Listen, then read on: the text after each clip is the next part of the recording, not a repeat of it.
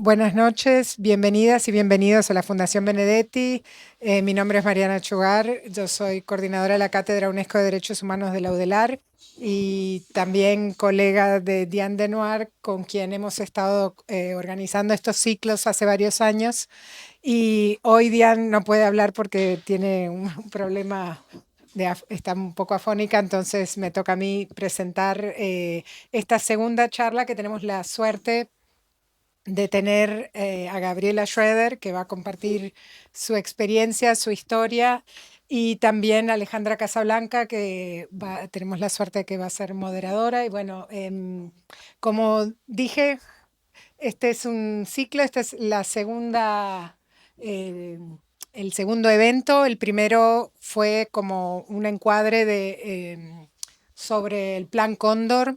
Tuvimos Mariana Rizzo y Rodrigo Barbano presentando su trabajo en el sitio plancondor.org, que si no lo conocen lo recomendamos porque realmente es un trabajo muy importante que han realizado para difundir la investigación de Francesca Lessa, pero también todo el trabajo que han hecho otros artistas y personas de toda la región que hace accesible la información que se ha recabado sobre el Plan Cóndor. Y ahora pasamos a esta segunda etapa que tiene 3 charlas. La primera es con Gabriela Schroeder y trata de las infancias y adolescencias atravesadas por el Plan Cóndor. ¿Qué significó para las personas que lo vivieron? ¿Cómo les cambió su vida? ¿Qué significa hoy? Pensando en esta idea de Yesterday Mañana de Mario Benedetti, ¿no? ¿Cómo les atravesó en su pasado cuando eran niñas y pequeñas, ¿no? ¿Y qué significa hoy para su identidad, para su lucha por los derechos humanos, ¿no? Y cómo lo atraviesa pensando a futuro? Tenemos también a Alejandra Casablanca, que gracias por estar acá, que va a presentar a Gabriela y también, bueno, después dialogarán a partir de lo que comparten. Así que, bueno, bienvenidas y bienvenidos. Y les avisamos que van a haber otras charlas, las otras dos, la próxima, la semana que viene, es de Benjamín Liberov, otro caso que está conectado legalmente, pero también a través de la vida en este cuestión de las juventudes y el Plan Cóndor.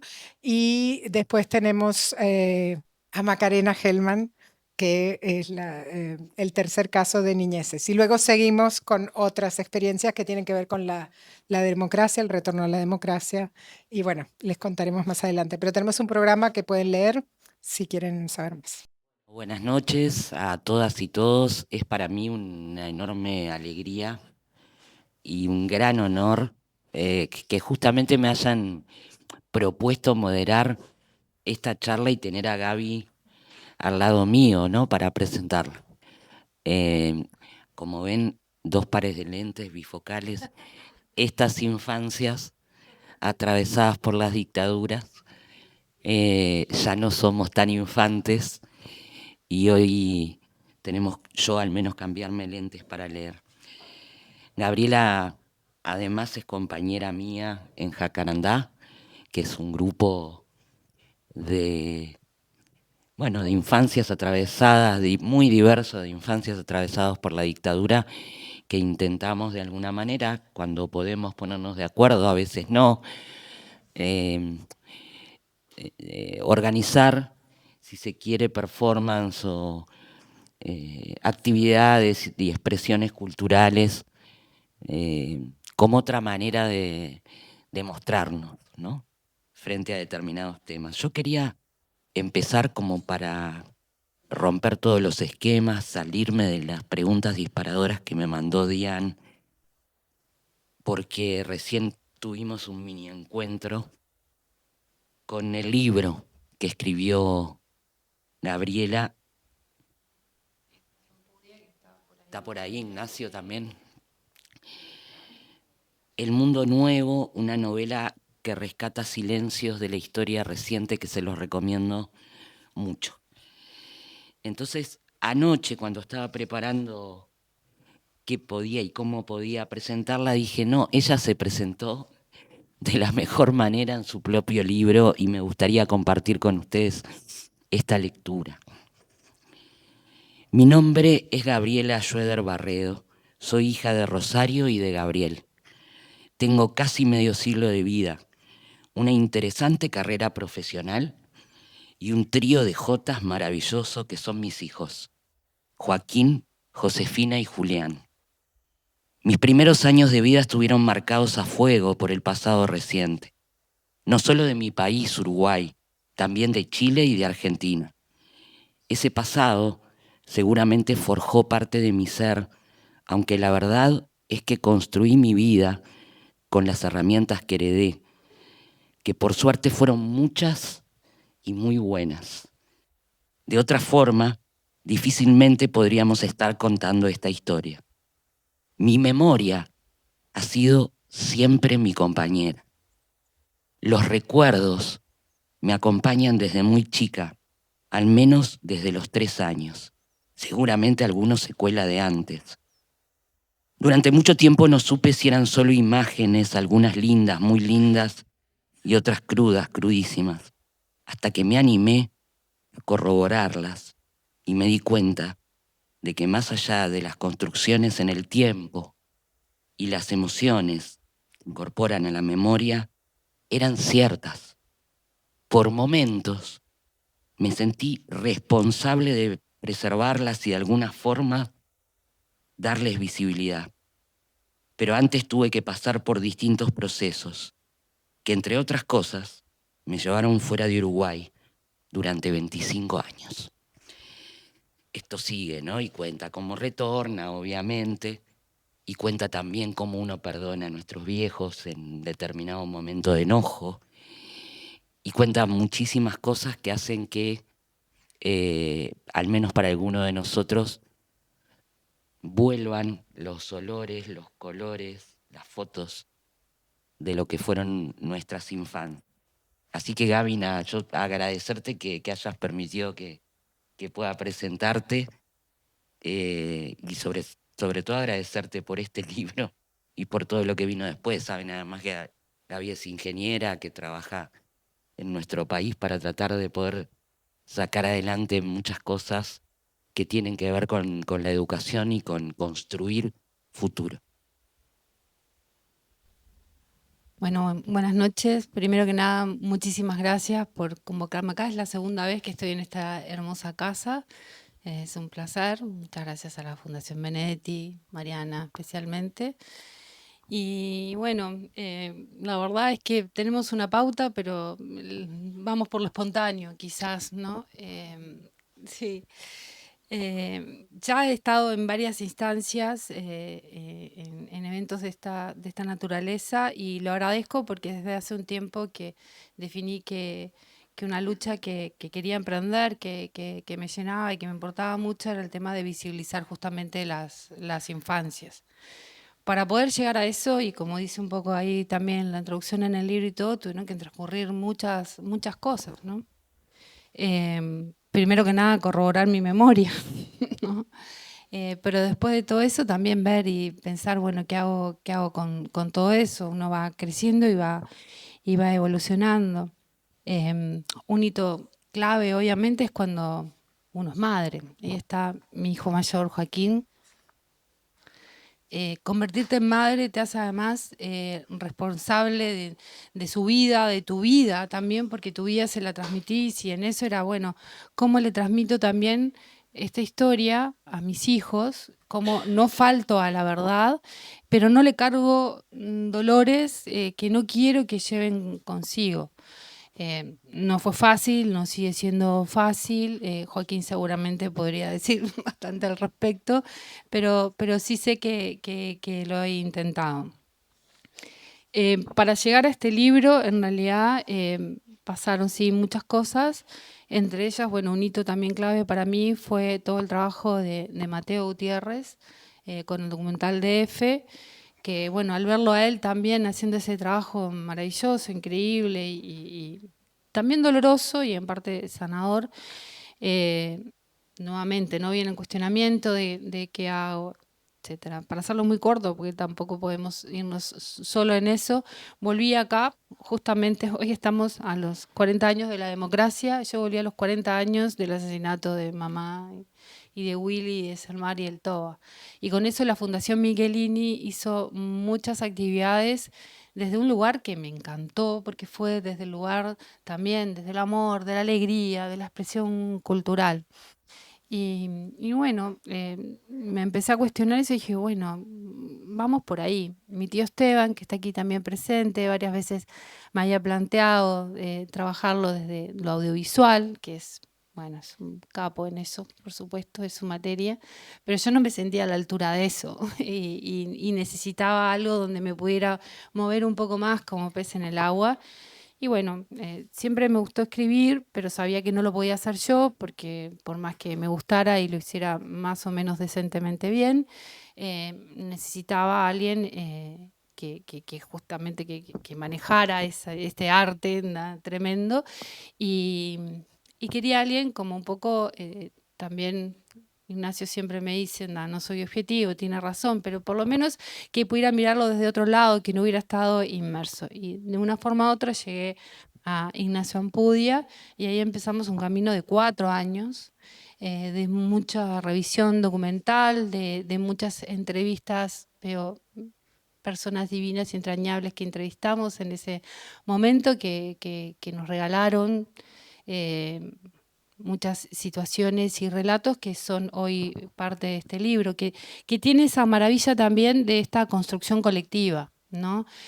Puede sí estar versado y seguir un poco el hilo de la historia de nuestra familia, ¿no? O sea, de la historia del Cono Sur, pero ya por nuestra familia, pero en realidad es, como el nombre de mi madre, es un rosario de relatos que la verdad es que fueron maravillosos.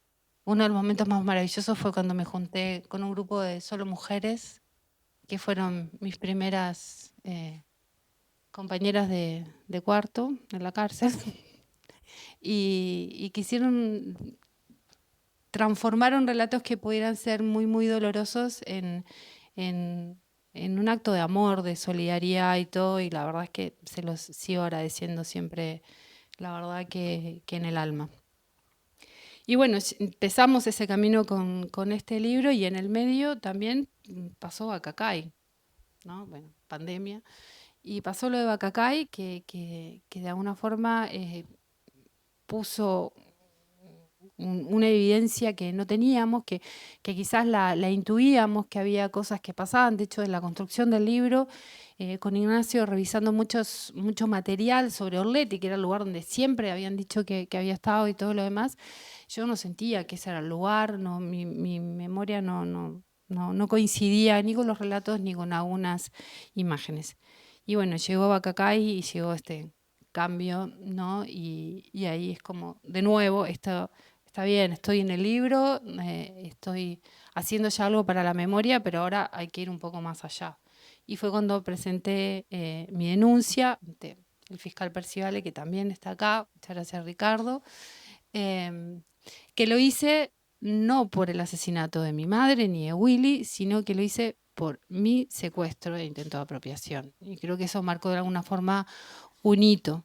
Y al hacerlo me di cuenta de la importancia de eso y dije, bueno, aquí hay que seguir trabajando en esto de visibilizar ese horror, porque todo fue un horror, pero se manifiesta más crudamente y más certeramente con nosotros, los niños, ¿no? O sea, eso me parece que es la evidencia más tremenda.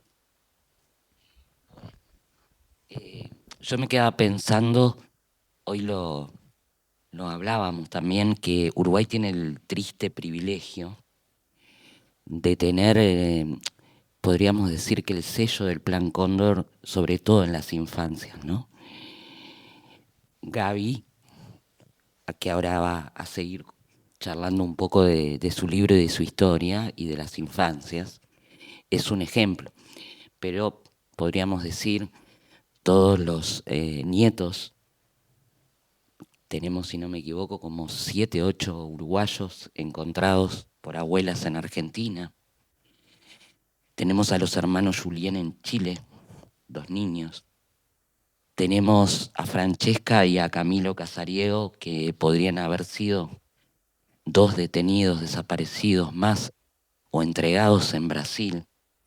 Tenemos a Macarena en un país que decía que acá no se habían robado niños ni había niños desaparecidos. Eso es el mapa del Uruguay, más allá de todas nuestras propias infancias, con nuestras propias historias atravesadas por la dictadura. Cuando habla de Bacacay, Gaby me llevó a una página que le había marcado sin que supiera que iba a hablar de Bacacay, de su libro, que dice: era posible que la mañana que se marchaban a Francia, la del 25 de noviembre de 1975, llegaran a coincidir en el aeropuerto con los agentes de la inteligencia argentina que volaban a Santiago para asistir a la reunión de contenido secreto a la que Manuel Contreras los había citado, el cóctel del 26. Como se llamó aquel encuentro, convocó a los jefes de inteligencia de Chile, Argentina, Uruguay, Brasil, Paraguay y Bolivia, junto a otros tantos agentes de policía, para discutir la creación formal de una red que coordinará la información de todos los servicios de espionaje de esos países. Y ahí estaba el documento final firmado de la creación oficial, aunque existiera previamente, del Plan Cóndor, a la que a Uruguay lo convirtió en el C3, ¿no? El C1 que era Chile, el C2 que era Argentina, el C3 que era Uruguay, el C4 Paraguay y así hasta el C8 que le correspondía a Perú. Entonces, Gaby, nada, más allá de esto que estás contando, me parece que tenés tanta cosa ahí para conmovernos. Si uno tendría que mirar, ¿no?, hacia atrás, en esto de construir una política, una pedagogía de la memoria, ¿qué significó el Plan Cóndor como Cóndor en tu vida, ¿no? ¿Y de qué formas, más allá de que esté Joaquín y que nos haya dicho capaz que habría que preguntarle a él, procesaste y usaste esta experiencia en búsqueda de justicia con esta causa presentada por tu propio secuestro? Si leen el libro se van a dar cuenta, por ejemplo, que Gaby podía haber sido perfectamente una niña desaparecida, porque además con 4 años molestaba mucho. O asesino, exacto, molestaba.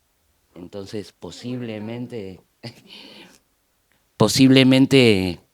sus hermanos estarían en manos de otras familias y le hubieran asesinado, como pasó con tantos otros niños que podían contar parte de la historia, ¿no? Sí, bueno, ¿qué fue ¿qué fue, no? ¿Qué es la Operación Cóndor en mi vida? Porque es algo que no te puedes sacar nunca más de la piel, puedes ir transformando y creo que los que fuimos haciendo, y yo siempre digo que más allá de que insistiré en una vía judicial para lograr justicia por todas estas cosas, la primera justicia está en mí y en mucha otra gente a la cual, por suerte, no nos lograron robar el alma, ¿no? No nos lograron partir el alma y supimos construir. Yo dije en mi presentación y sigo diciendo, yo tuve mucha suerte porque tuve excelentes herramientas de amor para poder justamente transformar todo ese horror. Lo que no quiere decir que haya sido fácil. Que no me haya costado un mundo. Gran parte del irme a los 18 años a Chile fue consecuencia de todo eso. Vivir acá en Uruguay no, a los 18 años, ya de antes, siendo durante mucho tiempo además indicada como la única niña desaparecida, aparecida, ¿no? Donde compañeros de repente te miraban como una especie como de trofeo, porque era, ¿no?, ese fruto de ese amor de esa persona que era un héroe para muchos, se había sido asesinado, y una heroína y todo, que volcaban también muchas expectativas en uno, con todo el amor del mundo, pero muchas expectativas que te terminaban a veces como cargando a uno como niña, como adolescente, y por el otro lado, ¿no?, te miraban mal, te seguían destratando, ¿no? Entonces no era fácil acá decir, sí, me llamo Gabriela Llorar Barredo, y que alguien no tuviera idea de la historia. Y cuando sos adolescente, que estás tratando de construir tu propia identidad, construir esa identidad y separarla de la historia, estaba dificilísimo. Entonces, ir a Chile en gran parte fue eso de decir, hola, ¿sí, cómo te llamas? Gabriela Llorar Barredo. Ah, ¿qué tal? ¿Y de dónde sos? Nah. Ah, sí, mirá, Uruguay. ¿Y de dónde? ¿De Asunción? Te quiero matar. ¿No? Tuvo esa parte que estuvo bueno. Asimismo, o sea, y después voy a leer algo, pero cuando vos nombrás, ¿no?, el C1 Chile, el C2 Argentina, el C3 Uruguay, yo tenía 4 años, estaba en el C2, pero había nacido en el C3, me había exiliado al C1 y después me había exiliado al C2 donde estaba. O sea, tenía 4 años y ya tenía un padre asesinado, había nacido en el hospital, había vivido en la cárcel y tenía 2 exilios. No está fácil remontar eso, ¿no? O sea, no está fácil. Con todo el amor del mundo y todo, eso te genera después muchas inseguridades. O sea, yo recuerdo de chica y después cuando me regaron, y ya por suerte, viviendo con mi familia de sangre, que tenía clarísimo todo el amor que me tenían y todo, pero yo sintiendo que tenía que hacer esfuerzos y mucha letra para que por favor me siguieran queriendo, y porque sentía que en definitiva me estaban cuidando porque no les quedaba otra. No porque me lo hicieran sentir, sino porque uno lo siente. O sea, es difícil salir de eso, ¿no? O sea, el amor incondicional es el de los padres. Y por mucho que yo reconozco que mi abuela, sobre todo, fue mi madre, me amó con la fuerza de una madre, no era mi madre, ¿no? Y capaz que eso está mal, pero es un poco la sociedad también la que te construye con eso, ¿no? Entonces, eso no es fácil, y obviamente que te vas construyendo con ciertas heridas y todo, que uno después va viendo cómo las va sanando, pero no fue fácil, ¿no? Ahora, cuando vos hablabas de la Operación Cóndor, y hoy estamos justamente acá porque son los 50 años, ¿verdad?, del Plan Cóndor, pero esto se vino fraguando de mucho antes, ¿no? Y en ese derrotero que hicimos también con mamá y todo, ya se estaba empezando a cocinar todo, ¿no? Entonces, como esto además estamos hablando de niñez, adolescencias y escritura, ¿no? Más allá del libro, yo quise traerles acá otras formas y expresiones de escritura que para mí son maravillosas, que son las cartas, ¿no? Que además en aquellas épocas, no de correo electrónico, WhatsApp, TikTok, etcétera, o sea, era nuestra forma, porque ni el teléfono, porque era carísimo, ¿no? Entonces son pequeños tesoros que todavía guardo. Seleccioné una que es muy significativa, que es seguramente la última carta que mamá le escribe a su mamá. Pero para hacer un poco de eje con todo, quiero leer otra que en realidad es mucho más reciente, porque es del 98, pero que la escribe mi padrino, que es mi tío Damián, que hoy no está acá, pero que bueno, yo me crié con mi tío Guzmán, que está acá, mi tío Esteban y mi tío Damián, ¿no? Esta carta me la escribió porque un momento en que el nombre y la imagen de mi abuelo y de mi padre fueron muy atacados, y nosotros, que siempre mantuvimos como un perfil bastante bajo y todo, en ese minuto como familia pensamos que era momento de expresarnos. Se hizo una respuesta y todo, pero esta no es la respuesta, sino que es la carta que mi padrino me escribió a raíz de eso. Montevideo, 9 de mayo de 1998. Para Gabriela María Lucía Llora Barredo. Esta se la envía al director del diario El País para que de alguna forma la publique y me la haga llegar por esa vía. Señor director, le solicito que le haga llegar a través de su publicación el siguiente relato a mi hija Gabriela. El 14 de abril de 1972 yo tenía 13 años. Lo escribe un adolescente, ¿no? Estamos hablando de eso. Y cursaba segundo de liceo. A eso de las 13:15 yo viajaba en un 526 con destino a Sayago.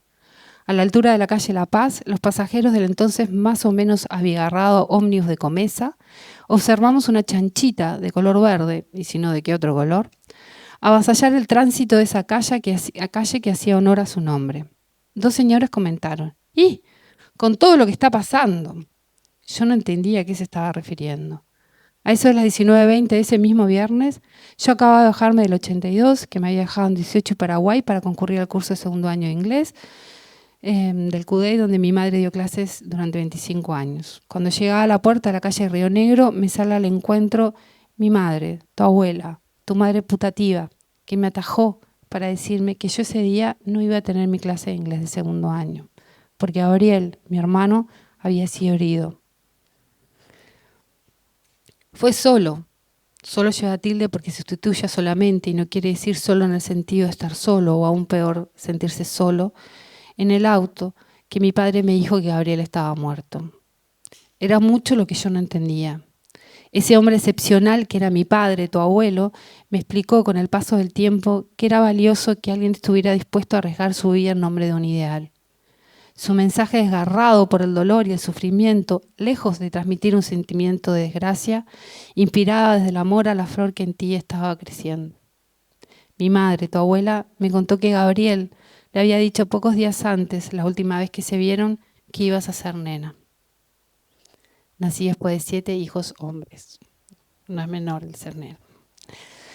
Mi madre, tu abuela, el 24 de abril de tarde, estaba yo jugando al fútbol con amigos en el fondo de casa, cuando se aparece mi madre para decirme: ¡sos tío! Nos dimos un entrañable abrazo y un beso. Habías nacido en el hospital militar, porque a tu madre la habían apresado el 15 de abril de mañana, al día siguiente que mataron a tu padre de 14 balas, según me contó mi padre. Por 10 días no se conocieron vos y tu padre. Yo fui uno de los tantos que te llevábamos todos los días a que tu madre, presa en la jefatura, te diera de mamar. De lo más hermoso que recordaré en mi vida habrá sido cuando yo tomaba el 149 que se repletaba en Ejido y San José y siempre nos tendía en el asiento, a vos y a mí. Tu ternura conmovía ese viaje colectivo. No me olvidaré jamás de la expresión de amor que nos devolvía aquel grupo humano. Tu abuelo quiso que fueras bautizada. Tu madre, lejos de oponerse, solo pidió que fuera ella quien eligiera a quién sería el padrino.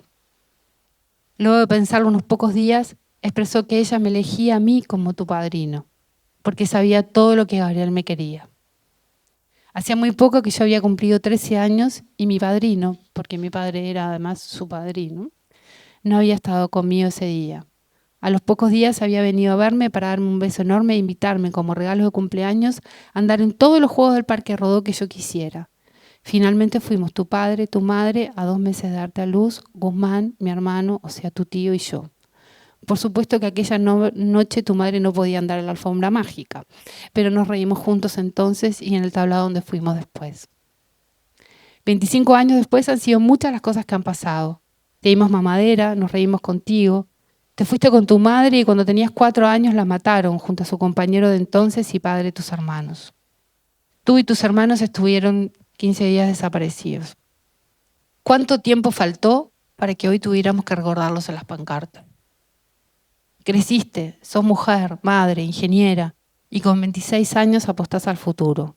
A lo largo de estos años hemos pasado por situaciones difíciles en las que siempre el amor abrió el camino. Primó el impulso de un cariño entrañable y hoy estamos en la vida adulta. Hemos aprendido que hay un dolor y un amor que no cesa. La carta continúa, pero quería leérselas como un hilo, ¿no?, de lo que fue pasando y todo, pero también para que vean que cuando yo digo que tengo herramientas maravillosas y que crecí en el amor, o sea, qué más amor que esta carta, que además se escribe y surge de nuevamente de un agravio, ¿no? Que nos atacaron. Y esta no se las voy a leer todas, pero esta carta que tengo acá, que hoy día la estoy tocando, ¿no? Mi madre tuvo su mano en esta carta, es una cosa que a mí me conmueve mucho, porque para escribirla su manito pasó por acá. Y es, como les decía, probablemente la última carta que mi madre le escribió a su madre, ¿no? Y bueno, le dice varias cosas y todo, pero en definitiva le cuenta, por ejemplo, ¿no? Te mando unas fotos del cumple de la Piti es mi hermana, bastante feas, aquel, que es el Willy, ¿no? Dice que son de lo más triste. Creo que yo te conté, ella tenía fiebre, como cerca de 40, y no iba a hacerle nada, pero Gaby insistió tanto que compramos una torta y vinieron 2 amiguitos de la gorda y sacamos fotos. Yo hinchando las pelotas, todo, ¿no? De chiquita, claramente. Dice, de las nenas no te cuento nada porque espero que pronto puedas verlas, pero están divinas. Gabriela puede llegar a marearte con todo lo que habla todo el día y no para, y la Piti es lo más comprador que pueda haber en la tierra. Nada, es una carta muy simple de una madre a otra madre, seguramente la última, que estamos hablando de, no sé, esta carta debe ser de febrero, marzo del 76, ¿no? O sea, en el medio del horror también surgían estos amores. Y lo traje también porque, si bien siempre he dicho, bueno, he estado diciendo de que para mí una causa muy, muy importante es visibilizar lo de los niños, ¿no? Lo que nos pasó a los niños y todo. Habíamos todo tipo de niños, como vos decías, pero no solo los desaparecidos, están los hijos de los presos políticos, están los niños que eran hermanos de otros que le estaban pasando las cosas. O sea, este horror trascendió. O sea, siempre dicen que el cáncer es una enfermedad que enferma a toda la familia. Esto, por lo menos, fue un cáncer, ¿no? Porque enfermó a toda la familia. Implicó muchos cambios y mucho dolor. También aquí el cuento de cómo me llevaban, ¿verdad?, todos los días a que me dieran de mamar, y todo eso estaba comandado por mi abuela, una señora que tuvo que cambiar toda su vida y toda su forma de pensar y de mirar y todo, y afrontar y sostener toda una familia en medio del dolor espantoso de todas estas pérdidas, ¿no? y irreparables.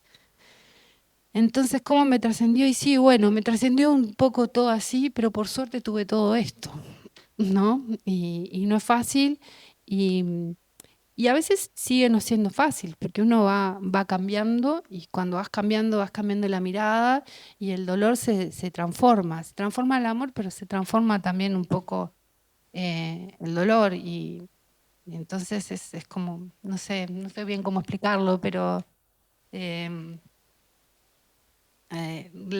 lamentablemente el Plan Cóndor llegó para quedarse. Ahora, lo que nosotros hacemos y cómo lo vivimos es parte del gran desafío, y yo, más allá del dolor y estas causas, elegí vivirlo del amor, y sigo eligiéndolo.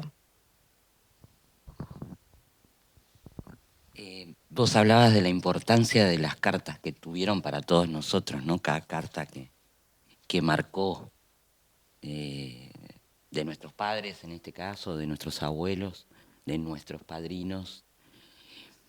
Yo me quedaba leyendo tu libro y se me atravesaba cómo, no sé si la gente todavía hoy, por eso digo, es muy importante estas charlas relacionadas con las infancias, tiene noción o conciencia de lo que significó para niños y adolescentes, más allá obviamente de los estudios. Les recomiendo otro libro después que se hizo sobre las infancias. Y me quedaba con los 4 años de Gaby y con algunas cosas que pasaban. Ella es Isabel en el libro, es el nombre que elige como personaje. Y entonces, cuando la llevan presa, junto con su mamá y sus hermanos, cuando la secuestran, en ese momento es verdad, cuando la secuestran con su mamá y sus hermanos, su mamá se llama Julia en este caso, en el libro, escribe, bastó la orden, decile algo a tu hija, para que supiera que eso que tenía que decirle sería lo último que le dijera, porque aquella iba a ser la última vez que estarían la una frente a la otra. Se le pasaron por la cabeza millones de palabras, de frases, de máximas, de lecciones para la vida, pero no acertó a concretar ninguna. Pudo leer en sus ojos que Isabel también sabía que aquel era un momento único e irrepetible. Conocía a la perfección esa expresión que tantas veces anticipaba que la niña, a pesar de sus 4 años recién cumplidos, volaba cuando quería. Solo deseó que esa perspicacia y esa curiosidad que demuestran los inconformes la acompañara el resto de su vida. Ese era su legado, que no se limitara a quedarse con lo primero que le dijeran. Gordita, vos sabés que te amo, le dijo mientras la abrazaba. Te amo como a nada en este mundo. Tenés que ser fuerte ahora y siempre, y no dejar que nadie te diga lo que tenés que hacer, ¿entendés? Tu abuelo los va a venir a buscar y todo va a estar bien. Todo va a estar bien. Dale, dale, la premió un militar agarrándola por los brazos para levantarla. Se acabó el tiempo. Mamá, gritó Isabel, amarrada a sus piernas. Mamá, gordita, Agustín está llorando. Anda a ver qué le pasa, le dijo cuando ya se la llevaban a rastras. No, mamá, yo me quedo con vos. Dale, nos la llevamos a ella también, ordenó Castro. Esto es parte del texto, tiene que ver con qué bueno que la inconformidad la acompañe a Gaby el resto de su vida y que se lo haya dicho su madre cuando apenas había cumplido 4 años. En esta inconformidad, ¿cómo ves que estamos intentando o no, capaz que no, rearmar esa memoria en un hoy? Yo lo pregunto sencillamente porque miramos del otro lado del río, nosotros que tanto lo conocemos, y la verdad que nos corre un frío por la espalda con lo que está sucediendo hoy. Entonces uno se pregunta desde dónde tenemos que trabajar para construir ese yesterday mañana, porque el mañana no se construye si no lo hacemos hoy, en ese nunca más terrorismo de Estado. Y bueno, también viendo lo que se viene en Chile, también corre un frío por la espalda de decir, bueno, todas esas políticas que se han llevado adelante en materia de plan de búsqueda, en materia de trabajo de memoria, en qué pueden llegar a quedar, ¿no? Con el vaciamiento, hoy veíamos abuelas mismo señalando que le estaban pidiendo a los legisladores, por favor, que votaran en contra del vaciamiento del banco genético de abuelas, ¿no? Sí, es durísimo ver cómo no entendemos nada, no aprendemos nada, o sea, como que eso de la memoria es efímera o hemífera, como decía Juan cuando era chico. Lo vemos en Gaza también, ¿no? O sea, la verdad es que la humanidad no aprende. Pero no tenemos que desesperanzarnos y bajar los brazos porque si no entregamos todo, ¿no? Yo creo que aquí, por ejemplo, lo que está sucediendo acá es algo muy importante. Los libros son importantes, pero también otras cosas. Aquí lo importante es, como decís, el mañana, es el hoy, nada, los jóvenes, y los jóvenes que vienen, los jóvenes que seguirán viendo. Algo que a mí me maravilla que ha ido sucediendo es que, bueno, producto de la pandemia, que tuvo tantas cosas malas, pero en todo lo malo y algo bueno, y no se pudo hacer la marcha del 20 de mayo, hubo que acudir a otras formas de expresión. Y en esas otras formas de expresión los jóvenes propusieron otras, ¿no? Otras acciones que fueron maravillosas, que casi que nos hicieron sentir como que la marcha había sido tal cual, o sea, te sentías marchando, te sentías con, ¿no? Esa memoria no había sido aplacada ni siquiera por ese virus, ¿no? Y después lo ves hoy, cuando pasada la pandemia, volvimos a la forma tradicional de manifestarnos, que es esa marcha maravillosa, que para mí es una expresión realmente increíble y casi única, ¿no? En el mundo, por su permanencia, por el respeto y por cómo ha crecido. Entonces, hoy ves que se mezcla, ¿no? Porque volvimos a la marcha tradicional, pero no dejamos esas nuevas expresiones. Hay cada vez más grupos de jóvenes planteando otras maneras, ¿no? de, de conmemorar la memoria. Y después en la marcha ves que es cada vez más grande y que convivimos todas, ¿no? Todas las generaciones. Es impresionante. O sea, cada vez veo más niños, chicos en la marcha. Y eso te da esperanza, ¿no? O sea, algo bien estamos haciendo en esta construcción.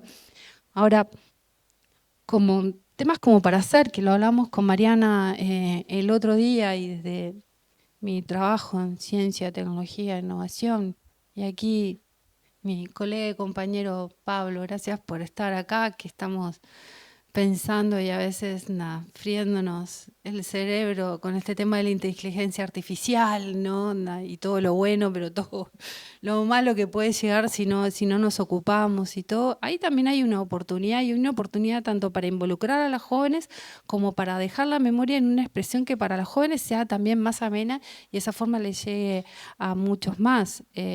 Hablábamos la otra vez y le planteaba en su momento bueno, alguien, no voy a decir quién, pero del Ministerio del Interior, de repente trabajar en algo que es muy difícil, que es toda la documentación. Uno entra al despacho de Ricardo y casi que no lo ves, detrás de una montonera de carpetas y papeles y todo lo demás.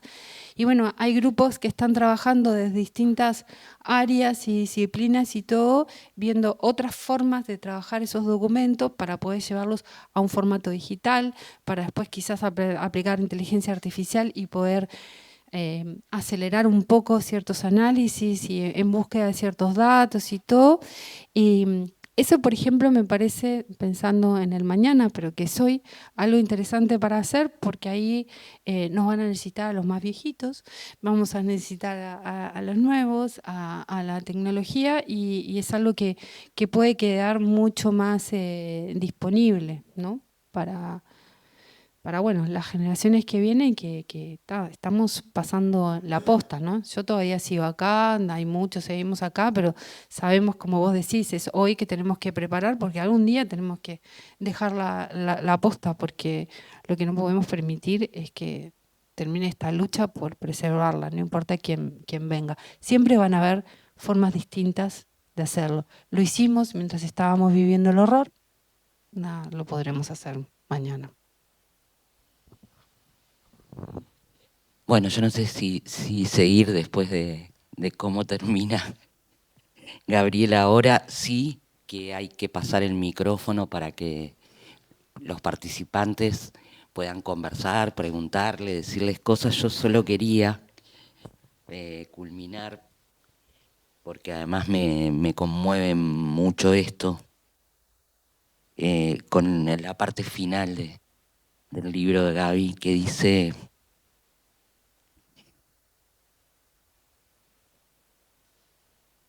Isabel tomó una de las pocas galletas sobrevivientes del abrazo, las molió en la boca de Agustín, que lloraba, ¿no? Obviamente, y con los dedos se las fue dando en la lengua a su hermano de 2 meses. Sobrevivencia pura.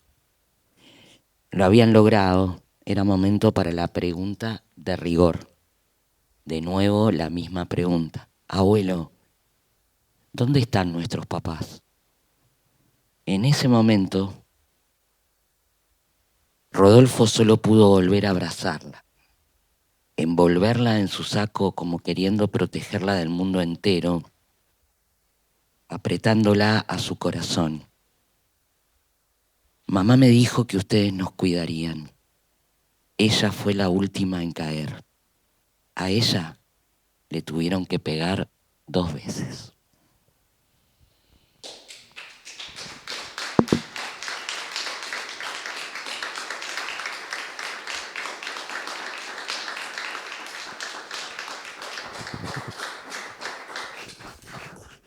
Perdonen la emoción, capaz que otra moderadora había sido más adecuada, pero bueno, estas cosas nos pasan.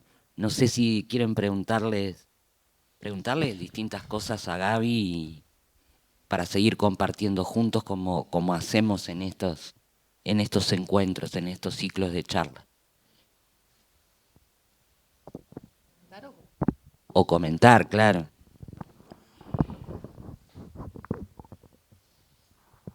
¿Tú sos sobrina de Gabriel Schroeder, el director de Matar a Todos, o no? Esteban Schroeder, que está ahí mismo al lado.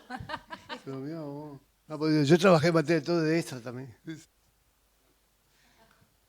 Maravillosa película que además mi tío adorado me dedicó. No sé si no se animan, si no, después de escuchar todo esto y la conmoción que significa, recién están respirando, me parece que estaría bueno aprovechar a tener a Gaby acá para poder hablar, ¿no?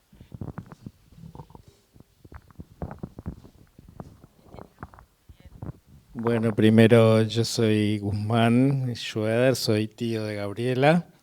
Y bueno, estoy muy contento y conmovido de estar acá y muy agradecido con esta instancia. Realmente es conmovedor, ¿no?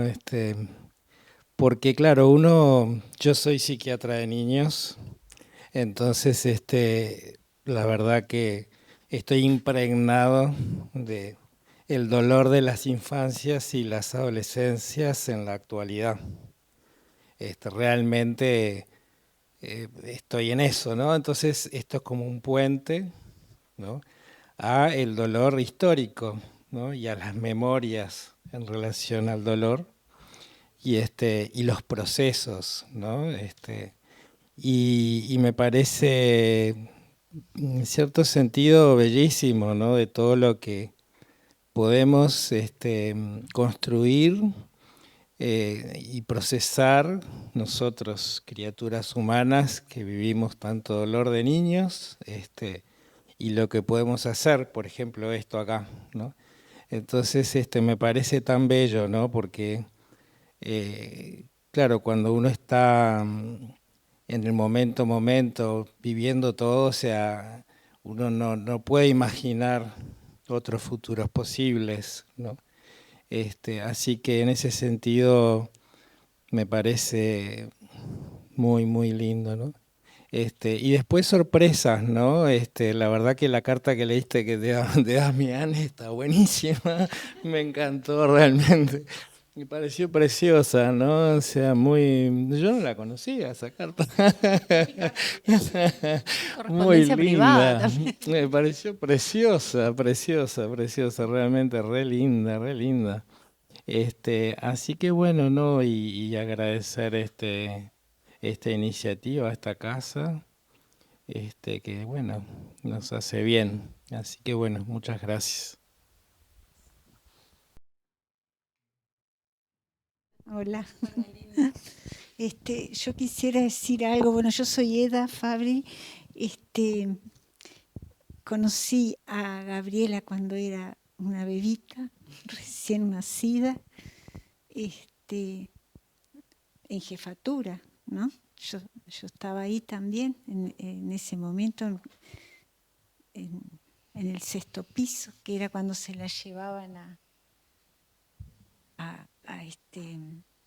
ay, por Dios, a tu mamá. Y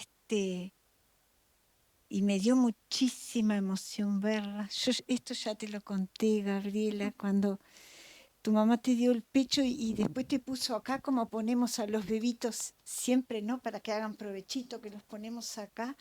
Y entonces tu mamá caminó para allá y yo estaba acá. Entonces te vi la carita acá por arriba del hombro de tu mamá y tu carita era la cara de tu papá. Muy iguales, ¿no? Esa carita redonda de bebita, claro. Y era la cara de tu padre. Me dio una emoción impresionante. Bueno, pero este es un poco para presentarme y por qué me metí a hablar, ¿no? Ese recuerdo lo tengo, pero yo cuando pedí para hablar es porque a mí me parece muy importante lo que vos dijiste y lo que estaba diciendo ahora, ¿cómo es él? Guzmán. Me entregué los nombres. Porque a mí me encantó lo que tú dijiste, cómo pudiste, con todo lo que a ti te pasó, cómo pudiste salir a través del amor. No hay nada de resentimiento en ti o te aferraste a eso, a la vida, al amor, al crecimiento, ¿no? Y entonces relaciono también con lo que dijo Guzmán, que él trabaja también con chiquilines, ¿no? Hoy en día que están sufriendo otras cosas diferentes. Bueno, pero el dolor de los niños, el dolor de cualquier niño es el dolor de un niño, sea por la razón que sea, ¿no? Entonces, yo digo, ¿cómo tú pudiste? Y es cierto que pudiste, no solo por tu fuerza interior, ¿no? Sino porque, bueno, tuviste la bendición de tener a tu alrededor personas que hicieron muchísimo, ¿no? Hicieron las otras personas, hiciste tú también, porque si tú no hubieras tenido esa fuerza, y yo pienso, porque a mí también me llega mucho el tema de los hijos, nietos, todos esos chiquilines que sufrieron tanto, que hoy son grandes, que tienen tu edad, o unos más grandes, otros más chicos, y no todos han tenido ni tienen esa capacidad. Yo estuve presa, bueno, mis hijos son grandes, y hay muchas compañeras de mi edad con hijos adultos y que ya se transformaron en madres, en padres, ¿no? Y hay casos de hijos que de alguna forma no han perdonado a sus padres, ¿no? Porque sus padres, sin proponérselo, por supuesto, le ocasionaron un dolor a esos hijos. Y también yo lo que veo que a veces sucede es que nosotros, nuestra generación, los que fuimos los militantes y todo, a veces tenemos hacia los hijos, o por lo menos antes, unos años atrás, como una exigencia de que ellos siguieran un determinado camino. Capaz que lo estoy diciendo muy, muy groseramente, ¿no? Pero de formas de repente más sutiles y entonces pienso que eso ha despertado en algunos chiquilines ese rechazo, ¿no? Y tú hoy lo dijiste claro cuando dijiste, bueno, tú necesitaste irte de este país, por Dios, porque no podías decir tu nombre y que te trataran, hola, sí, encantada, no sé qué.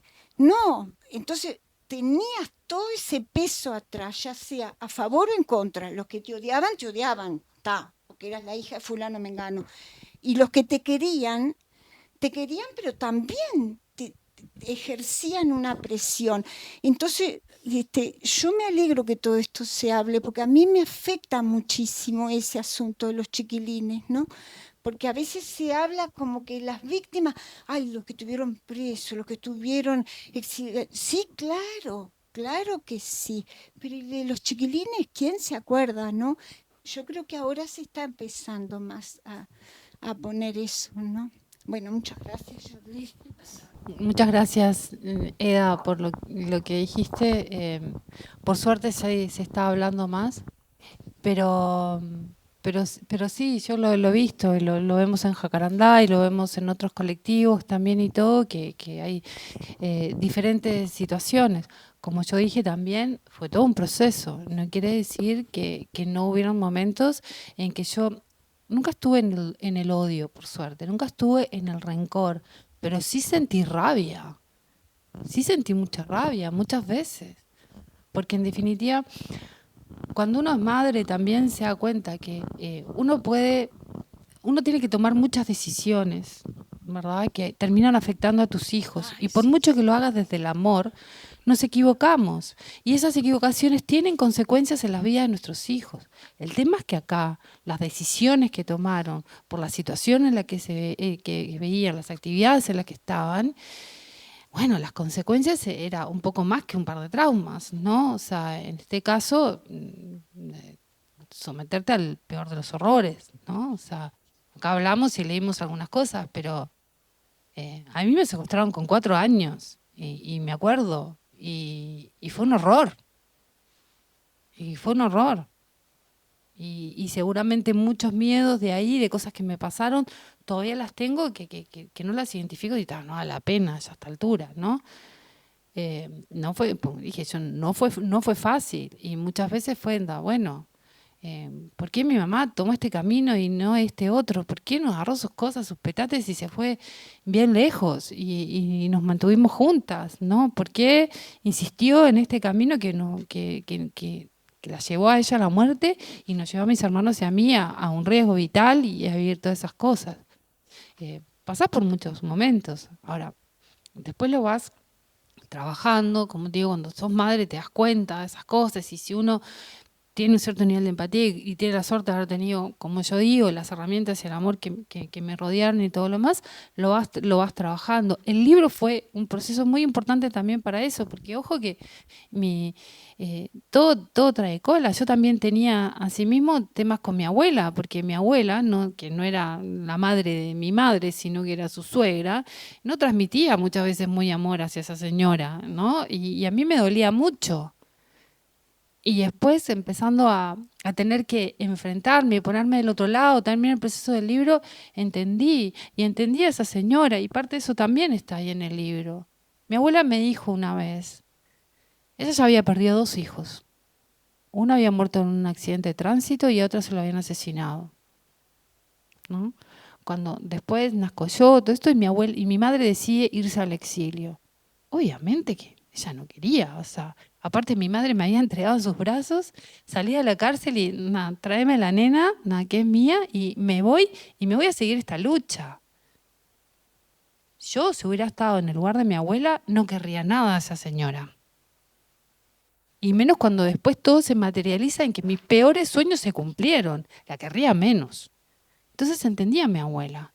Pero por otro lado también entendía a mi madre, porque yo creo que lo más probable es que si yo hubiera vivido esa época, sin todo lo que viví después, y capaz que cometía los mismos errores. Pero no es fácil, claramente no es fácil. Antes que nada, la verdad que me emociona mucho todo esto, desde que volví a encontrar a Gabriela hace unos años. O sea, yo fui compañera de los papás de Gabriela. Ellos estaban un año por debajo, éramos estudiantes de medicina. Pertenecíamos a una alocada agrupación. Eda se ríe porque también pertenecía. Fíjense en el nombre que teníamos, Los Bravos. No sé por qué decían los bravos, tenemos un problema, ¿no? Los bravos y las bravas, ¿no? Estaba llena Sí, de sí, bravas, sí. pero dale Pero con se los bravos. llamaba, en esa época, era Los Bravos. Costó mucho la integración femenina. Aunque nosotros pensábamos que éramos iguales, pero no era. Al día de hoy lo vemos que no era así. Después me tocó encontrar a Gabriel Joaquín en la militancia y me tocó estar con Rosario en cárcel central y conocer a Gabriela de bebé. Y sí, el recuerdo que yo tengo, O sea, cuando ella pone en el libro que da todas las gracias a su familia y a su abuelo. Su abuelo iba todos los días a Cárcel Central a llevar a Gabriela, lloviera, tronara, allá venía la funcionaria y llamaba Chuic, porque pobre la mujer no podía pronunciar Schroeder. O sea, nos recordamos, Chuic, está el abuelo, y allá salía Rosario, venía Gabriela, subía, porque también la llevaban a estar con nosotros, y yo estaba en ese momento en una celda con Rosario, entonces estaba con Gabriela. Y las veces que nos juntamos para hacer el rompecabezas, partecitas chiquitas, que nosotros le decíamos a Gabriela, pero son cosas tan tontas lo que nos acordamos, y yo recuerdo dos cosas que le conté a Gabriela, que Rosario le mostraba una foto chiquitita de Gabriela, una foto del diario, ¿no? Y le mostraba, y le decía, este es papá, es mi amigo. Todo eso, o sea, desde ese momento, o sea, y aparte Rosario era una ternura. O sea, yo le contaba también a Gabriela el recibimiento. Cuando yo venía del cuartel a Cárcel Central, veo la carita de Rosario. Aparte, mujer de pocas palabras. Era Rosario. Te miraba así. Y cuando decía algo, era bravísimo. Pero entonces recuerdo que es un recuerdo, viste, muy entrañable. Me vio, me abrazó, me arropó y no preguntó nada.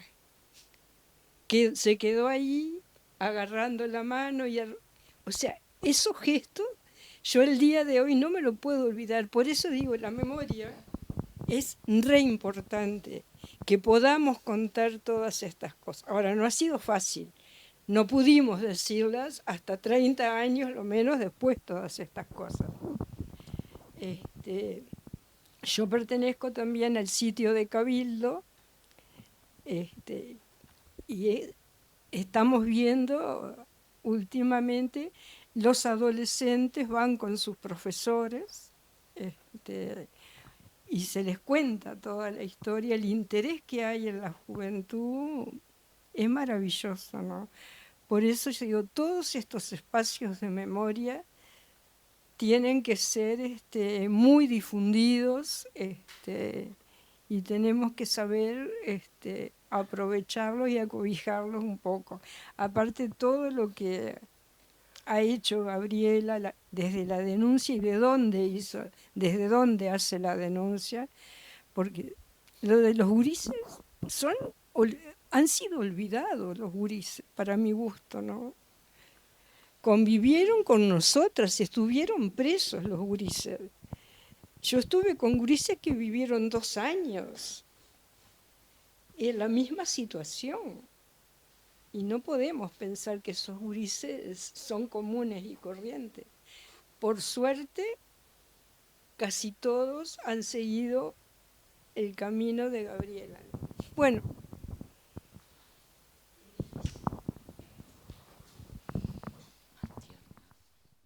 Hola, yo soy Mili. Primero que nada, gracias por este momento. Hablando con una amiga que estaba mal por una situación también de pérdidas, también de dolor, también de muerte, nada que ver con esto. Y me decía, ¿cómo podés estar ahí escuchando esos relatos? Yo no podría. Entonces yo le contesté que las cosas, para que sucedan, para que estén presentes, necesitan un relato y necesitan alguien que las escuche. Y claro, eso le tocó a ella porque es lo que muchas veces hacemos entre las dos. Y ese es un puente entre lo que tú contaste, lo que a ti te pasó, y el presente, que no tiene nada que ver con eso, o sea, historias diferentes, pero que se conectan. Y ese es el desafío que tiene la secretaría en la que trabajo y que tiene también todos aquellos que creemos en la memoria como forma de construcción de ciudadanía, de construcción de democracia, de construcción de sociedad y sobre todo de construcción del otro, ¿no? Cómo trazar puentes amigables que traigan lo que pasó al presente. Y otra cosa que me resonaba mucho, y yo decía, pero ¿a qué me hace acordar esto cuando tú hablabas, cuando Alejandra leía tu libro, esos párrafos, y después me di cuenta que era.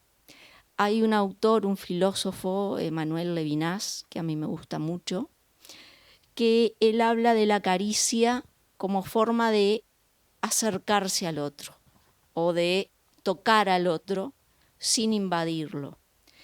Y leo un pedacito porque es mucho de lo que vos hablaste y cómo lo hablaste. La caricia es un acto de responsabilidad infinita y un encuentro ético que no busca la posesión ni el entendimiento del otro, sino que se abre a su alteridad a través del contacto. Y después, más adelante, el encuentro con el otro, especialmente en el acto de acariciar, nos pone en una deuda ética y nos llama a una responsabilidad hacia el bienestar.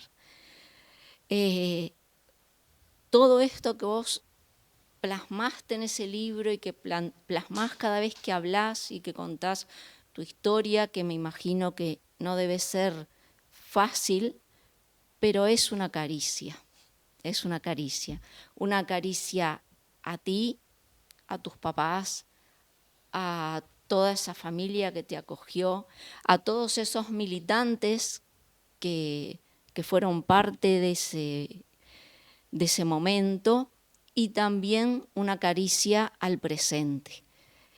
Muchas veces nos preguntamos cómo hacer para contar el horror desde el amor o con humor, y yo acá sentada vi eso, vi el humor porque veía que se reían cuando contaban anécdotas, que se emocionaban, pero no de forma doliente, sino de forma amorosa. Así que fue una muy buena experiencia. Gracias. Gracias a vos, maravillosas, y bueno, me siento absolutamente también acariciada por vos y esas palabras. Gracias.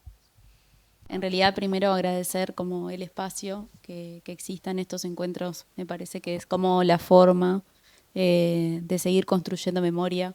Me anoté un par de cosas para decir porque si no me voy por las ramas. Últimamente estoy pensando como mucho en el tema del daño intergeneracional del terrorismo de Estado, de cómo la vida es como muy diversa, única, el camino de cada persona, de cada nieto, de cada nieta, de cada hija, tiene como una forma diferente de atravesar y sobreponerse como a estos dolores, ¿no? Y cómo algunas personas de las llamadas segundas, terceras generaciones, que en realidad son víctimas del terrorismo de Estado, son víctimas directas del terrorismo de Estado, han tenido como dificultades para encontrar su propia identidad en esto que vos decías, como de ese peso que tiene el ser hijo de, el ser nieto de. Entonces, cómo eso a veces, en una etapa como la adolescencia o cuando sos joven, también como el impacto que eso tiene en la construcción de identidad. Entonces, algo que a mí me viene como resonando mucho, que me gustaría un poco como explorar para ver si hay una conexión, porque lo he escuchado decirlo, pero no lo he visto investigado, no lo he visto plasmado como en algún documento, sobre el tema del consumo problemático de sustancias en la segunda, tercera generación, hijos y nietas, de personas que fueron presas políticas, desaparecidas y exiliados, que en realidad también son otras formas de manifestación de este daño y de este dolor que no hemos podido como sociedad resolver, ni cobijar, ni acompañar. Entonces, me interesa como dejarlo plasmado en algún lado, porque si eso es una consecuencia del terrorismo de Estado, también merece ser pensado como una política pública reparatoria para la segunda y tercera generación, que no siempre han sido reconocidas como víctimas del terrorismo de Estado. Entonces, nada, lo quería dejar como planteado. Gracias. Bueno, gracias Gaby, gracias Alejandra. Cortito. Primero nada, creo que este espacio estuvo muy bueno y pensándolo desde ese lado de lo bueno que estuvo este espacio, destacar como la potencia que tiene el testimonio subjetivo en todo esto, ¿no? Creo que, y acá se puede comprobar, pero el otro día justo lo hablaba con Adriana Metz, que es la hermana del nieto 140 que apareció estos días. Cuando alguien va a un espacio y cuenta estas cosas, nadie de los que asiste se va igual. Y creo que ya eso es transformador y está buenísimo. Y aprovechando entonces este comentario que esconde una pregunta, aprovechando que además ustedes son parte del gobierno y que hay tantas esperanzas puestas en este tema para este gobierno, ¿alguna pregunta como de cuánto y cómo vamos a esperar y de qué manera vamos a aplicar una pedagogía de la memoria en lo que vos traías, Alejandra, para justamente las infancias del hoy y del mañana, que conozcan estas cosas, que las tengan incorporadas, sobre todo para darles herramientas para ese mañana, cuando... Sí, capaz que les tiré una piedra muy grande, lo lamento. Les tengo... Lo mío es la ciencia, la tecnología, pero también la innovación. hay lugar ahí, por eso la pregunta va para las dos. Como darles herramientas para justamente los fríos en la espalda que nos corren cuando miramos para la región, ¿no? No, era eso. Lamento tirarles la piedra. Está buenísimo. Muchas gracias por la pregunta. Bueno, hay uno de los lineamientos de gestión de la Secretaría y que está basado en lo que me pidió el presidente de la República. Ustedes saben que, yo lo reitero de vez en cuando para tenerlo en cuenta, que uno de los 63 compromisos de este gobierno tiene que ver con agotar todas las instancias posibles para la búsqueda de la verdad de los detenidos desaparecidos, pero que también tiene una página y media de programa de gobierno del Frente Amplio en relación al pasado reciente. Dentro de esa página y media, quizás lo que para muchos pasa desapercibido, pero que recién lo traía quien preguntaba, es algo, Federico, es algo que no se logró construir ni cuando empezamos a hablar de otra manera del tema, ¿no? Porque a veces los tiempos históricos son como, vos lo dijiste hoy, Gaby, pero yo me pongo a pensar y, si no me equivoco, creo que el primer presidente que decidió recibir a madres y familiares y a víctimas del terrorismo de Estado fue Valle en su anteúltimo año, o poco más. Es decir, que no son 40 años, sí son 40 años de recuperación democrática, pero no son 40 años de hablar de estos temas de otra manera, de darle cierto protagonismo. Y es verdad que en los 3 gobiernos del Frente Amplio anteriores se dieron pasos, se hicieron políticas, pero también estaba lo que no contaban, como bien decía la compañera, que necesitó de tamizar y de poder sacar. Entonces no hubo una política clara de memoria o una pedagogía de la memoria. Eso fue lo que hablaba en su momento antes de aceptarle el rol que ocupo hoy, si sería posible o si veía posible el presidente de la República que ese fuera uno de los elementos centrales antes de contestarle sí a determinadas cosas. Y él dijo que sí. Entonces la construcción de esa pedagogía de la memoria necesariamente tiene que ver con estas cosas que estamos haciendo y tiene que ver con cómo le damos el protagonismo a las historias, como bien dijo Fede. Porque la gente no se va igual con una historia. Cómo contamos para las diferentes generaciones y cómo construimos esa pedagogía de la memoria. Ya desde la ANEP, ustedes lo saben, se volvió a dos programas que se habían eliminado en el pasado gobierno. Uno tiene que ver con la historia del pasado reciente, otro tiene que ver con la educación sexual. Estamos trabajando con la directora de Derechos Humanos de la ANEP, del CODICEN, que es Nilia Viscardi, que también tiene... Pero a mí me quedan el debe esas historias, mira, lo tengo a Esteban acá, me quedan el debe esas historias de resistencia y de resiliencia de la gente en todo nuestro país. Otro de los elementos que estamos intentando llevar adelante con mi compañera de la otra secretaría, pues yo soy Derechos Humanos para el pasado reciente, pero existe la Secretaría de Derechos Humanos también dentro de Presidencia, Colette Spinetti, es recorrer el país, salir un poquito de lo que ya conocemos de Montevideo. La verdad que las historias de vida de la gente conmueven en el mejor sentido de la palabra porque nos mueven conmueven desde ese lugar. Y falta mucho por contar y por construir ese relato y esa estructura que al menos, yo no digo que ponga un candado, pero que blinde un poco más estos 40 años de democracia y que de alguna manera nadie tiene nada asegurado, ¿no? Pero ayude a que si se da por X motivo un elemento, por ejemplo, tan complejo como el que están viviendo nuestros hermanos argentinos, para mí es mi segunda patria, bueno, pase lo que también ha pasado del otro lado del charco, ¿no? Que 1,5 millones de personas salen a la calle el 24 de marzo a decirle, bueno, hasta acá, esto no. O que se construye algo y se dice, hay que lograr sí o sí que la ESMA sea patrimonio de la humanidad. O cosas que suceden, hace poco estuve en Chile, con esa construcción de la pedagogía de la memoria. Fíjense, estaban haciendo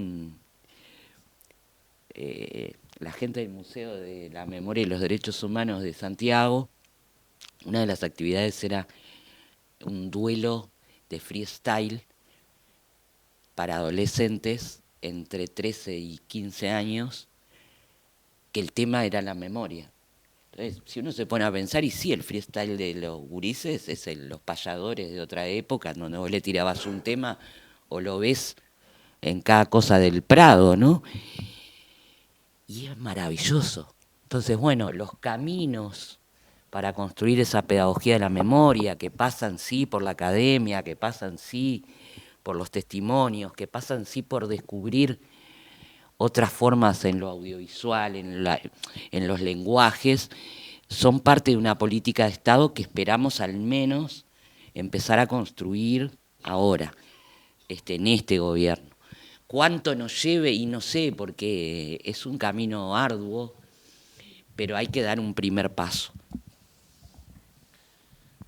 Sí, yo creo que en esto y en esta construcción, y como ya que Federico Aliastanque lo trae y todo, creo que para esa definición también de esa pedagogía es súper importante incorporar a estas generaciones que son las intermedias, que están más cercanas a las que vienen y pueden entender mejor los lenguajes que hay que utilizar.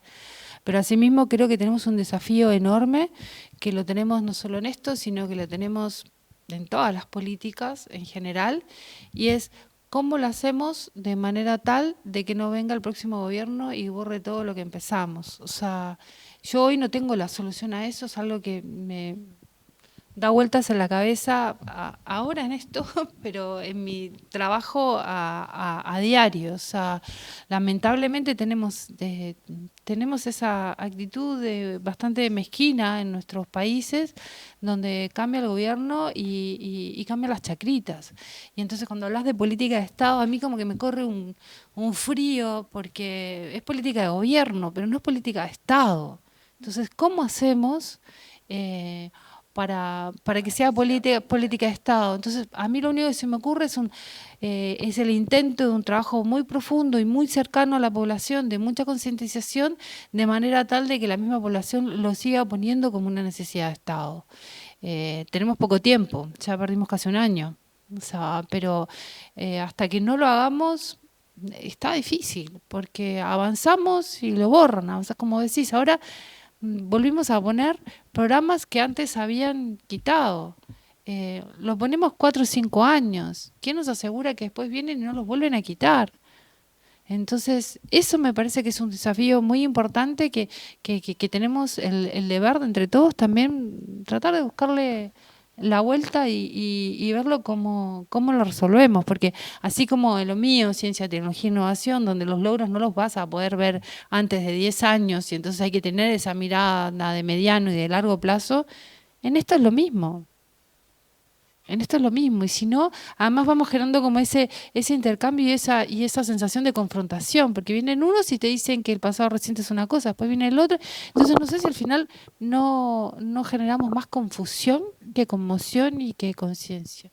Creo que eso es un desafío muy, muy grande y que capaz que da para hacer un grupo interdisciplinario, intergeneracional, pero como a mí me gusta así con acciones concretas a mediano y corto plazo, por procesos, o sea, no a divagar y hablar de, o sea, la filosofía es maravilloso y todos tenemos que estudiar y entender porque es nuestro ejercicio para nuestro músculo cerebral, pero después de un rato ya hay que, pasemos, viene la ingeniera y dice, plan de acción, acciones y vemos. Nos equivocamos, de nuevo, cambiamos de rumbo.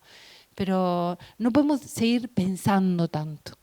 Hay que hacer y nada, desde mi punto de vista eso es uno de los grandes desafíos que tenemos y que es una responsabilidad para aquellos que creemos realmente en la necesidad de esto, ¿no? Primero que nada.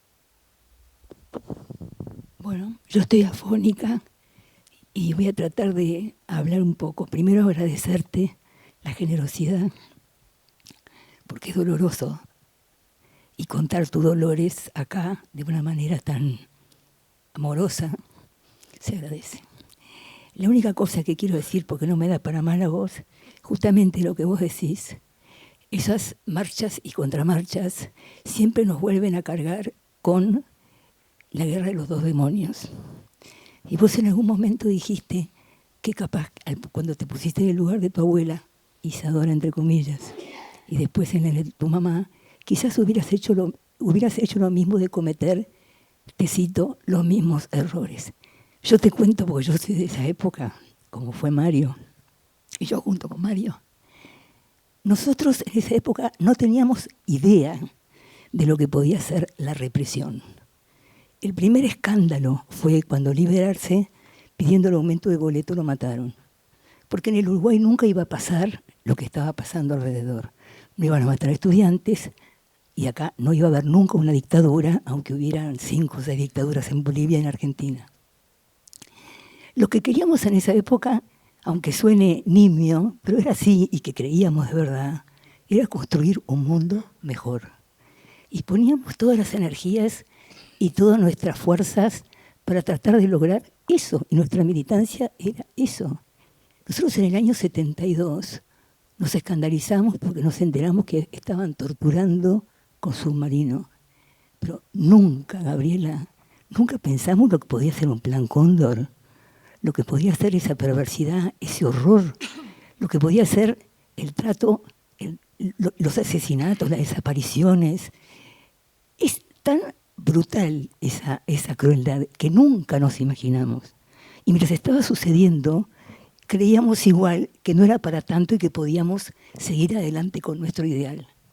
Y me parece que los relatos de las diferentes generaciones importan y que importan también para los hijos que, como decía Eda, a veces le reprochan a los padres el compromiso, pero fue un compromiso realmente de un idealismo muy puro. Y creo que eso hay que cuidarlo y tenerlo siempre presente para que no volvamos de nuevo con que fue una guerra entre dos demonios, porque no fue así. Gracias. Hola, yo me llamo Ana Luisa Valdés, estuve presa con Eda y Alejandra me hizo una entrevista hace años con un libro que yo escribí, que en más de tiempo llegará. Y aquí hemos todos escrito libros. Tu libro, que es una maravilla, el libro de Eda, que es otra maravilla, mi libro, y son todos libros de memoria. La pregunta es, ¿cómo blindamos la memoria? Yo he estado varias veces en Israel y en Alemania, que son los dos países que han blindado la memoria, con museos, con piedras, con de todo. Y no está sirviendo realmente mucho para nada. Es decir, el Holocausto, por ejemplo, no está impidiendo lo que está pasando en Gaza hoy. Nosotros que también pasamos por un holocausto, ¿cómo hacemos para que este holocausto sea resistencia y memoria y acción y cotidianidad? Porque no alcanza con la cosa de alrededor, no alcanza con el proceso intelectual. Tenemos que hacer a la memoria un motor de todos los días. Tenemos que cambiar las escuelas, hay que cambiar los programas de secundaria. En secundaria no se llega nunca al trabajo de la dictadura, no se habla de historia reciente. Hace años decía Gerardo Caetano que no se habla en los programas de la universidad. Hay jóvenes de 18 años que no saben que hubo dictadura acá. No les han contado que hubo dictadura, a pesar de que tienen 18 años. Entonces la pregunta es, ¿cómo hacemos para llegar a eso? Es lo que decía Alejandro, hay que ir a la gente, hay que ir al interior, hay que blindar las escuelas, hay que cambiar la escuela normal, hay que hacer que la memoria sea acción y resistencia, si no nos quedamos en los museos. Gracias. Mi nombre es Héctor Luna, soy periodista retirado. Fui compañero de Gabriel, de Rosario y de Willy Guaylo en Facultad de Medicina y también compañero de militancia. Me integré generacionalmente los Bravos, pero iba todos los días al cuartito de los Bravos en facultad. Y voy a recordar cómo conocí a Gabriela, que es parte de la argumentación por hacer bien hecho el trabajo de memoria, como la negra también ha subrayado. No, de a pedazos sí, como estamos viejitos, los que estamos viejitos nos acordamos de a pedazos, pero no de a pedazos socialmente.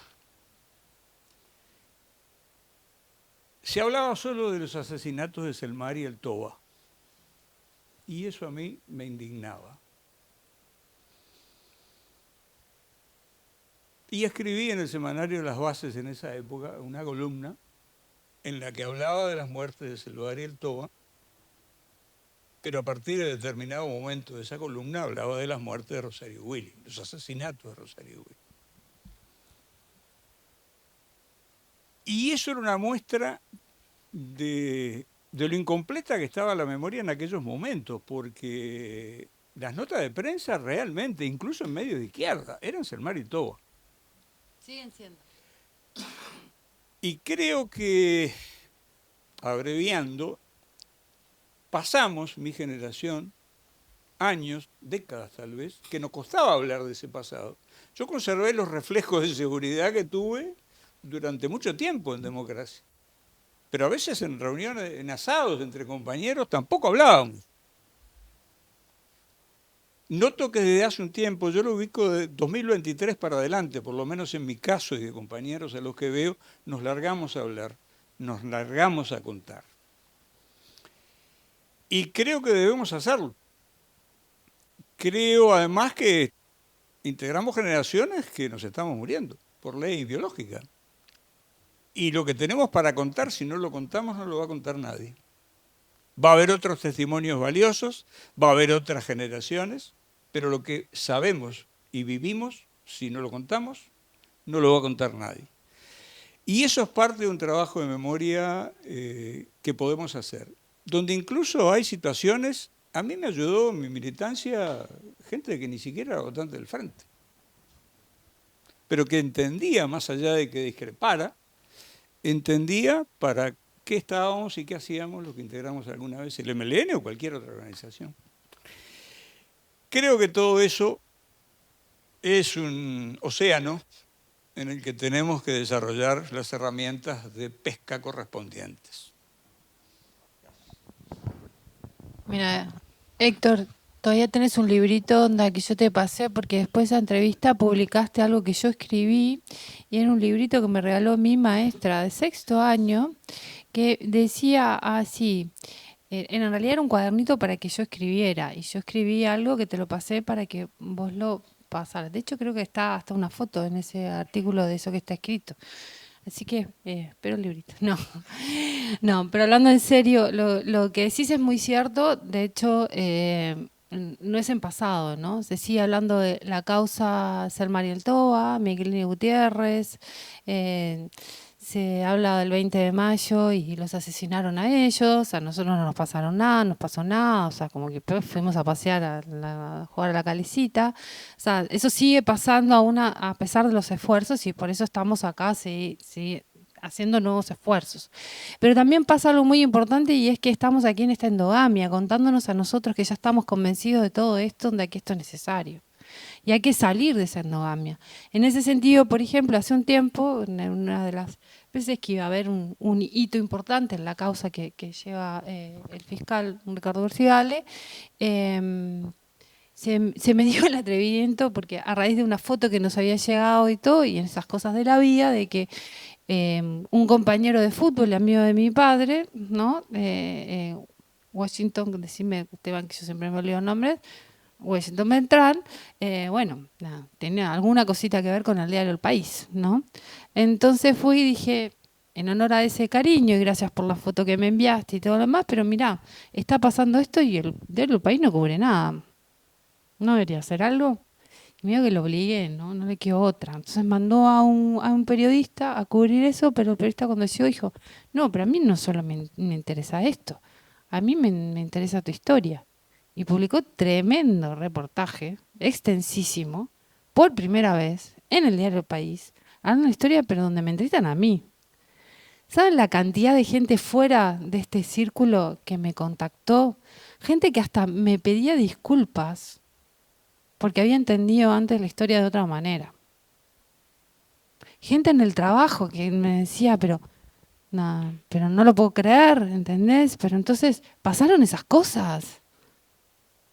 Porque creo que es parte también del desafío. Dejemos de contarnos a nosotros mismos las mismas cosas de las cuales estamos convencidos. ¿Cómo hacemos para romper la endogamia? Si hice eso, ese pequeño pasito, digamos, acudiendo al país, ¿no? Aludiendo y haciendo uso fue una extorsión emocional total, pero bueno, extorsionemos emocionalmente a todos los que podamos, pero salgamos de nosotros mismos. Porque más allá de ir al interior, que sí, al interior, eso quiere decir el interior, más allá de salir del cordón metropolitano, ¿no? Y todo, que es parte de salir de la endogamia, porque estamos muy concentraditos acá, hay que pensar, ¿cómo nos acercamos a esos otros medios? Esos medios también han cambiado de generación. ¿No podrá haber ahí gente que en realidad podemos sembrar una semillita y que vea las cosas de otra manera y nos ayude en esto de que esto se empape y entonces deje de ser una política de gobierno y pase a ser una política de Estado? 2 o 3 cositas. Primero, agradecer a Gabriela por ser como sos, porque nuestra generación, y fui madre, presa, sin poder ver mi hijo desde el momento que nació hasta el año, han sufrido mucho, digo, mi hijo separado por la cárcel, mi hija después separada por el exilio también 1 año, digo, muchos dolores y muchas, y bueno, y me siento feliz de verte bien y amando, ¿no? Amando a la humanidad, que es lo más importante. Pero el otro que quería, que acá se habló del tiempo que no se habló. El tiempo que no se habló era porque una sociedad no quería oír, estaba aterrorizada. El horror impregnó, yo soy del interior, y el horror impregnó todo el país. Y en los lugares del interior, fuera del área metropolitana, como dice Gabriela, fue peor. porque digo, dejaban sin trabajo a la gente, deshacían las familias, la mitad del pueblo no hablaba, la otra mitad podía ser solidaria o no, pero digo, fue muy duro el interior, muy duro para la gente. Digo, esas historias sí hay que contarlas, pero esto se empieza a escuchar y habilita la escucha. Yo creo que la habilita las primeras marchas de las mujeres primero, que salen a gritar a la calle y son escuchadas, porque las mujeres y del interior no éramos escuchadas además. Acá sacaron varios libros las compañeras y al principio solo lo leían los académicos y los amigos y los militantes, ¿no? Pero sí escribieron los hombres y se leyeron mucho más rápido. Salían las propagandas de los libros y se vendieron muchos libros. Las mujeres también tuvimos una diferencia en esta historia y en el momento de hablar. No nos permitieron hablar, no habíamos militado aparentemente. O éramos compañeras de los militantes, la mayoría de las veces. Y esas cosas creo que hay que decirlas con todas las palabras. Digo, y en eso estamos recogiendo hoy, como bien decías, las marchas, esta última marcha del 20 de mayo a mí me hizo sentir, digo, fe en el futuro, fe en la vida. Y no creo en Dios, pero tengo fe en la vida. Porque vi tantos jóvenes, dentro de ellos mi nieto que iba con su generación de la Facu, y me impactó, me impresionó y dije, hay relevo, hay futuro. Hay esperanza de un mundo mejor.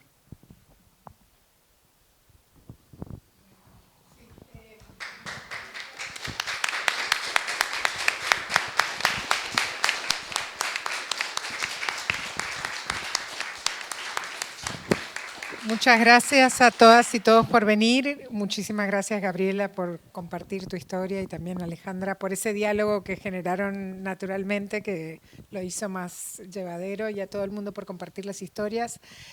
Otro de los casos que tampoco se habla, que es parte de la misma escena, es el de Manuel Liberov. Y la próxima semana vamos a tener a Benjamín Liberov, que nos acompaña hoy, en diálogo también con Mariana González Guller, que van a contar un poco de este otro caso y de las vivencias de alguien que era un poco más grande, pero que también en su familia y en su caso le atravesó, le transformó su vida estos acontecimientos, ¿no? Y todavía no se conoce, no se habla, y gracias a la causa de la justicia se han podido conectar y visibilizar más estas historias. Así que les invitamos a que nos acompañen la semana que viene, y tenemos también las otras semanas, vamos a tener a Eda Fabri, también a Cristina Ramírez y a otras compañeras que van a estar hablando y compartiendo sus testimonios y sus escrituras. Así que muchas gracias.